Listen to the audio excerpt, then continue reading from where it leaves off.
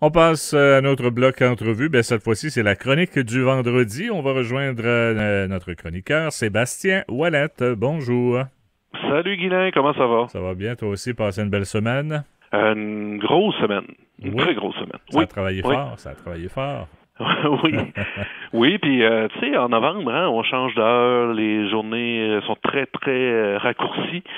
C'est l'énergie aussi qui est raccourcie. Fait que l'agenda est très rempli, puis l'énergie est moins là. Fait que on traîne des petites grippes d'hommes. C'est une période d'adaptation. C'est Oui, là qu'on c'est ça. connaît les hommes forts, les hommes forts. Oui, oui, non, je vois très bien. Je vais très, très, très bien. Tu veux nous parler d'abord en début de chronique de la boutique de Noël de l'école secondaire du Transcontinental. Tu m'as fait parvenir des photos, c'est fantastique. Oui, c'est des photos que j'ai prises hier à l'école. Puis je vais t'expliquer un peu le contexte parce que je connaissais pas l'initiative. Ça fait 4 ans maintenant que ça existe. Et puis, en fait, c'est arrivé un peu brutalement que je connaisse la boutique de Noël, puis je m'explique.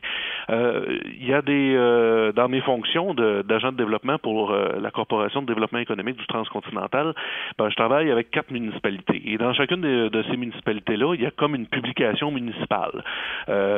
Comme à Ponigamuk, c'est le Maillon, c'est l'Entre-deux-Lacs à Rivière-Bleue, c'est l'Info municipale à Saint-Athanas, c'est le Maquois à Saint-Marc. Et la semaine dernière, j'ai fait publier un article. En fait, j'essaie d'occuper un peu d'espace là-dedans au niveau du développement économique. Puis je voulais souligner le travail d'un professeur, d'un enseignant de l'école secondaire du Transcontinental qui s'appelle Martin Côté, qui est très apprécié par ses élèves et puis qui a remporté. Puis j'en avais parlé, je pense, dernièrement. Je pense que c'était à la chronique, je suis pas certain, là, mais bon, il a gagné un prix au niveau québécois à Force à venir. Ça se passe au début d'octobre, si ma mémoire est bonne. Alors, donc, je souligne ce travail-là. Je souligne aussi qu'il y a 2 élèves qui remportent une bourse d'études de 10 000 ce qui n'est pas rien. Ce qui fait en sorte que ces jeunes-là peuvent, dans la catégorie élèves engagés, peuvent s'investir dans leurs études. En allant à l'école, ben, leur université leur paye, dans le fond, les frais d'admission.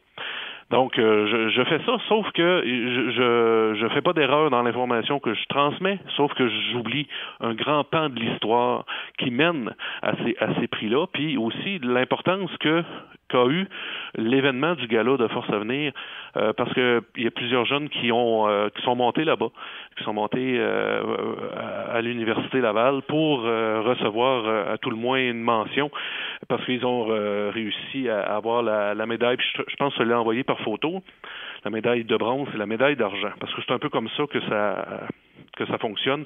Ça fonctionne un peu dans le principe de l'entonnoir où on commence très très large, on commence par son école, ensuite par sa région, et ainsi de suite jusqu'au palier national.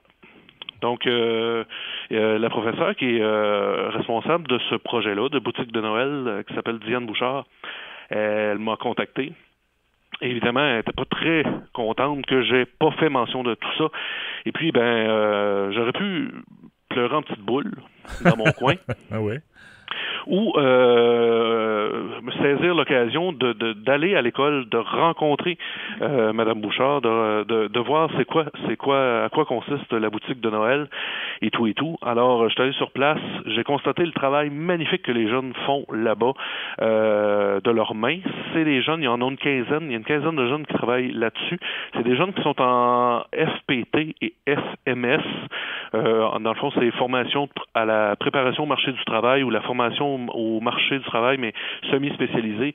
Donc, on essaie de faire en sorte que le jeune explore des passions potentielles qui puissent devenir le plus autonome possible, le plus habile possible, afin d'entrer sur le marché du travail rapidement, mais avec des outils, avec des habilités qui auront été développées à l'école. Donc, c'est pas rien. C'est souvent des jeunes qui, au départ, partent avec 2 prises dans la vie, mais qui, grâce à leur courage, à leur bravoure, à leur acharnement, ben, réussissent des belles choses. Donc, je t'ai envoyé ça par photo. Je sais que, cher auditeur, qu'on peut pas le voir ça à la radio, mais si jamais tu veux partager ça, tu peux envoyer ça sur la page Facebook de la radio. La boutique de Noël, ils vendent les produits en question. C'est fait avec des objets qui sont récupérer, on donne une deuxième, une troisième vie à des objets. Et ce qui est le fun avec ça, ça fait 4 ans que ça existe, c'est que toute la communauté met la main à la pâte. Tout le monde sait dire le mot. Donc, tout le monde va porter des éléments, des planches, des choses que les gens ne servent plus. Puis, ils ont de l'entreposage en masse, ils ont de l'espace pour travailler et ils réussissent à faire des choses magnifiques. Et quand je suis allé sur place, là, j'ai vraiment fait, aïe, je suis vraiment dans une boutique de Noël, une boutique de décoration. Je pense que je t'ai envoyé une tête d'orignal, là, oui. en planche. Ben, je l'ai réservé. Ah oui? Vu que je vais pas à la chasse, je vais faire à croire au monde que je vais à la chasse. Ah non, c'est bien, c'est ça, c'est rare. Tu trouveras pas ça ailleurs, là. Non, exactement. Puis vraiment, je leur lève mon chapeau. Je leur souhaite bonne chance pour la suite. Déjà, à chaque année, ça prend de l'ampleur. Déjà, hier, c'était la remise des bulletins et ils avaient déjà battu un record de vente là, à partir d'hier. Et donc, ça se poursuit comme ça jusqu'aux vacances. Là, je veux pas dire n'importe quoi, là, mais ça doit être autour du 18, 19, 20 décembre, là, où, en fait, jusqu'à épuisement des stocks, les gens peuvent se procurer de ces objets-là. Il y en a une, je t'ai envoyé une photo, là, c'est comme une boule de Noël, c'est fait en tissu. Ça, c'est tout épinglé, c'est des épingles qui tiennent tout ça ensemble, c'est des heures de travail. Donc, bravo aux gens qui sont derrière ça. Puis, aussi à la communauté qui s'implique. Tu sais, quand on dit que ça prend un village pour éduquer un enfant, je trouve que ça, c'est une preuve magnifique de la chose.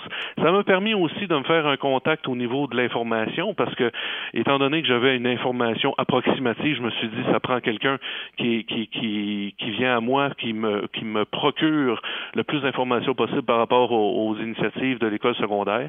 Alors, j'ai trouvé mon pôle, puis j'ai trouvé aussi un portail qui s'appelle, ça c'est magnifique, je suis allé tantôt, je me suis comme familiarisé avec le site en question, ça s'appelle Mobilis. Mobilis, en fait, c'est un organisme de bienfaisance dont la mission est de valoriser l'engagement du jeune à l'égard de sa persévérance scolaire, puis de créer évidemment des liens solidaires avec les parents, avec l'école, avec la communauté. Donc, on est direct là-dedans. Et c'est comme une sorte de confédération de toutes les écoles. Donc, toutes les écoles envoient leur information à l'intérieur de ce portail d'information-là. Donc, quand vous voulez chercher de l'information sur tel ou tel, je sais pas moi, justement, Force Avenir, des trucs comme ça, des succès, des histoires à succès de nos écoles, les écoles, ils peuvent aller porter ces informations-là sur mobilis.org. Et la commission scolaire du Fleuve et des Lacs est avant-gardiste d'avoir embarqué dans ce projet-là aussi de Mobilis. Absolument. Oui. Donc, voilà, bravo à cette gang-là, puis bravo aux gens qui travaillent avec les jeunes, Mélissa Beaulieu, Diane Bouchard, Patrice Fournier, il y a Chantal Patry également, qui est technicienne, qui est autour de ce groupe de jeunes-là qui ont vraiment très bien travaillé très très fort, donc allez les encourager. Puis de toute façon, les sous sont réinvestis dans le projet, puis ça fait partie un peu de ce que je prône depuis le début de la chronique, début septembre, quand je te parle d'entrepreneuriat, tout ça, il y a beaucoup de projets de ce genre-là qui sont nés à l'intérieur des écoles, comme Servi, dont je t'ai parlé il y a quelques semaines.